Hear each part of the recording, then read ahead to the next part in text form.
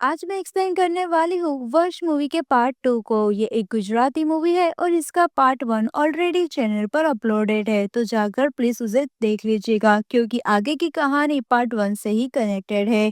तो चलिए शुरू करते हैं मूवी की कहानी को। कहानी शुरू होती है और हम देखते हैं कि अथर्व की बेटी यानी कि आर्या का वशीकरण अभी भी टूटा नहीं है और पिछले 12 साल से आर्या वश में ही थी। आर्या के साथ जिसने भी ये किया यानी कि प्रताप को अभी भी अथर्व ने बंधकी बनाकर रखा हुआ था और वो उस पर रोज जुल्म करता था। वो अपनी बेटी का बदला रोज उससे लिया करता था और ऐसे ही धीरे धीरे टाइम बीतता जाता है, जिसके बाद सीन शिफ्ट होता है एक स्कूल की तरफ, जहाँ पर हायर सेकेंडरी के बच्चों का लंच ब्रेक होता है और सभी कैंटीन में आकर अपना खाना खा रहे होते हैं। सारी लड़कियां खाते हुए एकदम से शांत हो जाती है और कैंटीन में सन्नाटा छा जाता है। तभी एक आदमी आकर एक ग्रुप की लड़कियों को उठने का बोलता है और सारी लड़कियां खड़ी हो जाती है। वो आदमी उनसे अपना नाम बताने को बोलता है, तो सारी लड़कियां ऐसा ही कर रही थी। देखने से हमें पता चल जाता है कि उस आदमी ने इन सारी लड़कियों को अपने वश में कर रखा है, यानी कि उन सारी लड़कियों के खाने में उसने काला जादू किया था। अब वो आदमी सभी लड़कियों से कहता है कि मैं तुम्हें जैसा करने का बोलूँ ना, तुम सब वैसे ही करती जाना। लंच ब्रेक खत्म होता है और टीचर क्लास में लेक्चर लेने आते हैं, तो ये क्या क्लास में कोई भी मौजूद नहीं था। यहाँ पर टीचर कुछ आगे कर पाती, वो देखती है कि विंडो में से एक लड़की कूदकर अपनी जान ले लेती है। वो भागते हुए उस लड़की के पास जाती है। टीचर काफी घबराई हुई थी और घबराते हुए टीचर जब टेरेस पर देखती है तो 9 लड़कियां थी जो कि टेरेस पर कूदने के नीचे रेडी थी। साथ ही वो लड़कियां मैम से हेल्प मांगती है, प्लीज मैम हमें बचा लो। थोड़ी ही देर में स्कूल की प्रिंसिपल वहां जाती है और सारे टीचर्स मिलकर टेरेस पर जाते हैं उन लड़कियों को बचाने के लिए। वहां एक लड़की उन्हें बताती है कि हमें एक अंकल ने यहाँ से कूदने को कहा है, हमें कैसे भी यहाँ पर से कूदना होगा। अगर आप लोग हमें बचाने आए तो भी उन अंकल ने हमें यहाँ से कूद जाने को बोला है। अब वॉचमैन आकर एक लड़की को बचाने की कोशिश करता है, तो वो लड़की वहां से कूदकर अपनी जान ले लेती है और एक एक करके वो सारी 9 लड़कियां कूद जाती है। जिसके बाद सीन अथर्व पर शिफ्ट होता है, जहां रोज की तरह वो अपना रूटीन कर रहा था। यहाँ पर वो आर्या के साथ टाइम स्पेंड करता है और उसे अपने रूम में सुलाकर प्रताप के लिए खाना लेकर जा रहा था। वो उसे हर रोज की तरह आज भी चाय पत्ती और मरा हुआ जुआई खिलाता था। वो चाय पत्ती देखता है तो वो खत्म हो गई थी, इसलिए घर लॉक करके वो चाय पत्ती दुकान पर लेने जाता है, जहाँ पर वही स्कूल की न्यूज़ चल रही थी। अथर्व काफी घबरा जाता है और भागते हुए वो अपने फार्म हाउस पर पहुंच जाता है। वो प्रताप से पूछता है कि तुम्हारे अलावा कितनों को ये विधि आती है, यानी कि ये ब्लैक मैजिक, और किस किस को आता है मुझे बता दो। यहाँ पर प्रताप कोई भी जवाब नहीं देता और बस क्रीपी से स्माइल करता है। जिसके बाद हम देखते हैं कि स्कूल में पुलिस आई थी पूछताछ करने के लिए। यहाँ एक लड़की कहने लगती है कि इन 10 लड़कियों का मरना तो कुछ भी नहीं है, आगे और भी बुरा होगा अगर आप लोग अथर्व अंकल को ढूंढ कर नहीं लाए तो।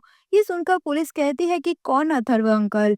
तो ये लड़की कहती है कि मुझे भी नहीं पता कि वो कौन है, हमें तो बस उस अंकल ने बोला है ये करने को, तो हम लोग ये कर रहे हैं। ये बोलकर वो दूसरी लड़कियों के साथ मिलकर यहाँ पर पुलिस वालों पर हमला कर देती है। वो पूरी कैंटीन पर तोड़-फोड़ करने लगती है और स्कूल में से बाहर निकल जाती है। और फिर यहाँ सब लोग रोड पर सबके ऊपर जो भी आते-जाते थे उन पर ये लड़कियां हमला कर देती है। एक लड़की बस में चढ़कर उसका एक्सीडेंट करवा देती है, तो एक लड़की पेट्रोल पंप में आग लगा देती है। और ये सब लड़कियां सिर्फ अथर्व अंकल को ढूंढने के लिए ये सब कर रही थी। वो इधर-उधर रास्ते में ज़ॉम्बी की तरह ये सब कर रही थी और ये सारी न्यूज़ टीवी पर आ रही थी, जो कि अथर्व देखता है और शॉक्ड हो जाता है। अथर्व एक दुकान से बड़े-बड़े बक्से खरीद कर अपने फार्म हाउस पर रखवा देता है, जिसके बाद वो प्रताप के हाथ और पैर को बांधकर फार्म हाउस लॉक करके स्कूल के लिए रवाना हो जाता है। यहाँ पर हम देखते हैं कि पुलिस ऑफिसर्स के साथ उन सभी लड़कियों के माँ-बाप भी यहाँ पर आ गए थे, जो कि अपने बच्चों को समझाने की कोशिश करते हैं। लेकिन लड़कियाँ अपने माँ-बाप की भी नहीं सुन रही थी और वो बस अथर्व अंकल का नाम लिए जा रही थी। तभी वहाँ पर अथर्व आ जाता है और वो उस मैसेंजर गर्ल से कहता है कि प्रताप मेरे पास ही है और उसके साथ मुझे क्या करना होगा, क्या तुम्हें उस अंकल ने नहीं बताया? तब वो लड़की कुछ जवाब नहीं देती। पुलिस ऑफिसर वहां पर आ जाता है और अथर्व कहता है कि ये सब लड़कियां मुझे ही ढूंढ रही थी और मैं ही अथर्व हूँ। दरअसल इन सभी लड़कियों पर वशीकरण किया हुआ है और मेरी बेटी के साथ 12 साल पहले यही हुआ था। ये लड़कियां किसी की भी नहीं सुनेगी और जिस आदमी ने इन पर ये सब किया है बस उन्हीं की बात ये मानेगी और वही करेगी। साथ ही अथर्व कहता है कि इन पर वशीकरण करने वाला इनसे कहीं दूर नहीं होना चाहिए, वो इन पर नजर ही रख रहा होगा। तभी वहां पर दूर एक आदमी को हम देखते हैं जो कि ये सब बातों से हंस रहा था। जिसके बाद वो आदमी इन सब के बीच में आता है और कहता है कि हाँ, मैं ही हूँ वो राक्षस जिसने इन सब का वशीकरण किया है और अब मैं जैसा चाहूँ वैसा आप सबको कर रहा होगा। वो वहां से पुलिस और उन सभी लड़कियों के पेरेंट्स को बाहर जाने को कह देता है, लेकिन कोई भी उसकी बात पर विश्वास नहीं करता। वशीकरण जैसी कोई भी चीज नहीं होती, ये सब उनका मानना था। अब वो आदमी उन्हें भरोसा दिलाने के लिए उस मैसेंजर गर्ल को कहता है कि अगर कोई भी यहाँ से बाहर ना जाए तो तुम अपने नस काट लेना। यहाँ पर वो लड़की अपने नस काट लेती है। यहाँ पर वो सबके चक्कर में पुलिस ऑफिसर के पेट में भी चाकू लग जाता है। जिसके बाद वो आदमी कहता है कि इन सारी लड़कियों में से गन किसे चलानी आती है, तो एक लड़की आगे आती है। तो वो आदमी उस लड़की से कहता है कि अगर यहाँ से कोई भी पेरेंट्स बाहर नहीं गया तो एक एक करके सभी पेरेंट्स को गोली मार देना और शुरुआत तुम अपने ही पेरेंट्स से करना। वो लड़की रिक्वेस्ट करती है, अपने माँ बाप को समझाने की कोशिश करती है कि वो वहां से चले जाए, लेकिन उसके माँ बाप उसकी चिंता करते हैं। जाहिर सी बात है, कौन से माँ बाप अपने बच्चों को ऐसे छोड़कर चले जाए। यहाँ पर उसके माँ बाप नहीं चाहते और दूसरी ही टाइम पे वो लड़की अपने माँ बाप को गोली मार देती है और बाद में एक एक करके सब पर गोली चलाना शुरू कर देती है। प्रिंसिपल ये सारी हालात को समझते हुए सारे ही पेरेंट्स को बाहर लेकर चले जाता है, जिसके बाद वो आदमी और अथर्व बात करने लगते हैं, जिसमें हमें पता चलता है कि वो आदमी प्रताप का छोटा भाई था और यहाँ पर उसे ये सभी तंत्र विद्या आती थी और अथर्व से वो कहता है कि मुझे अपने भाई का पता बता दो, क्योंकि मैं जानता हूँ कि उसको तुमने ही छुपाया है। 12 साल से मैं अपने भाई की खोज कर रहा हूँ और उसमें मुझे तुम्हारे बारे में पता चला कि तुम्हारी बेटी को वश में करने के बाद से मेरा भाई कहीं नहीं दिखा, यानी कि तुमने ही उसके साथ कुछ किया है। साथ ही वो कहता है कि मैंने प्रताप से कई तंत्र विद्या सीखी है, मानो कि वो मेरा गुरु और मैं उसका चेला हूँ। यहाँ मुझे सारी विद्या उसने सिखाई, लेकिन एक तंत्र विद्या जो कि सबसे खास थी वो मुझे सिखाने का बाकी रह गया है और मुझे वही सीखनी है, इसलिए मैं उसे ढूंढता हुआ तुम्हारे तक पहुंचा हूँ। मैं सारी लड़कियों के साथ ही सब कुछ नहीं करना चाहता था, लेकिन तुम तक पहुंचने में मजबूरन मुझे ये सब करना पड़ा। अथर्व यहाँ पर कहता है कि तुम इन लड़कियों के साथ कुछ भी करो, मुझे फर्क नहीं पड़ने वाला, क्योंकि मैं तो अपना सब कुछ खो चुका हूँ, इसलिए मैं तुम्हें प्रताप का पता नहीं बताऊंगा। दोनों के बीच में बहस शुरू होने लगती है और लास्ट में अथर्व कहता है कि ठीक है, मैं तुम्हें प्रताप तक पहुंचा दूंगा, लेकिन तुम्हें मेरी बेटी आर्या जो कि 12 साल से वशीकरण में है, तुम्हें उसका वशीकरण तोड़ना होगा। वो आदमी उसकी ये डील मान लेता है और वो प्रिंसिपल को बुलाकर कहता है कि तुम ये सभी लड़कियों के माँ बाप को एक रूम में लॉक कर दो और मुझे 2 बस का इंतजाम करके दो। और प्रिंसिपल को उसकी बात माननी ही पड़ती है। अब 2 बस आ जाती है। बस के अंदर वो आदमी अथर्व और सभी लड़कियों को लेकर अथर्व के फार्म हाउस के लिए निकलता है। यहाँ पर एक लड़की उन्हें मिलती है और वो आदमी भी उसे अंदर बस में आ जाने को बोलता है, लेकिन वो लड़की उसकी बात नहीं मानती और वहां से भाग जाती है। अथर्व ये देखता है तो उसे बड़ा अजीब लगता है, लेकिन वो उसके ऊपर ध्यान ना देते हुए ये सारे ही अब निकल जाते हैं उसके फार्म हाउस की ओर। फार्म हाउस पर पहुंचते ही वो आदमी सारी ही लड़कियों को इंस्ट्रक्शन देना शुरू कर देता है कि आधी लड़कियां मेरे पीछे आओ और बाकी की आधी लड़कियां इस फार्म हाउस पर चारों ओर फैल जाओ और पहरा दो कि कोई भी अंदर ना आ सके।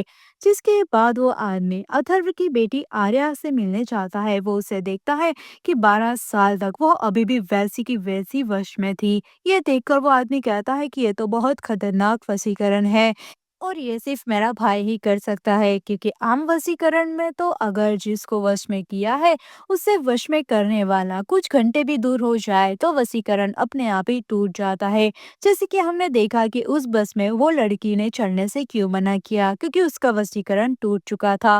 लेकिन आर्या पर कुछ अलग ही वशीकरण किया है। वो अथर्व से पूछता है कि तुमने क्या प्रताप से कुछ लिया था, तो अथर्व कहता है कि मैं तो उसे जानता तक नहीं था, मैं उससे अब भला क्यों कुछ लूंगा। तभी वो आदमी कहता है कि मुझे तुम पहले प्रताप के पास ले चलो, जिसके बाद वो दोनों प्रताप से मिलने नीचे जाते हैं। वो फार्म हाउस के बंकर में आ जाते हैं जहाँ पर प्रताप होश में नहीं था।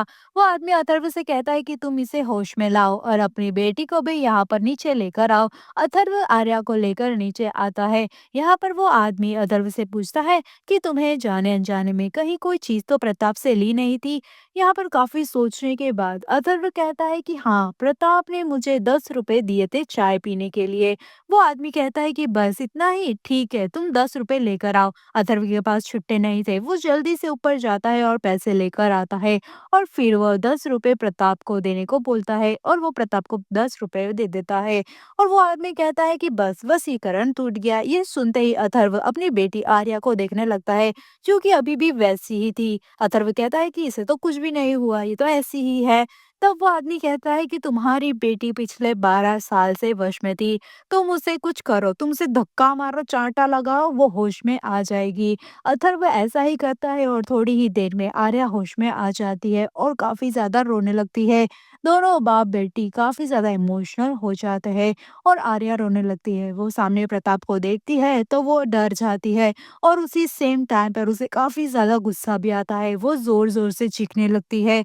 अथर्व यहाँ पर उसे बाहर लेकर जाता है, जिसके बाद वो आदमी अपने भाई प्रताप से कहता है कि चलो भाई चलते हैं यहाँ से। उसका भाई कुछ बोल नहीं रहा था। वो आदमी को ये पता लगते टाइम नहीं लगता कि यहाँ पर प्रताप की तो जुबान ही नहीं है।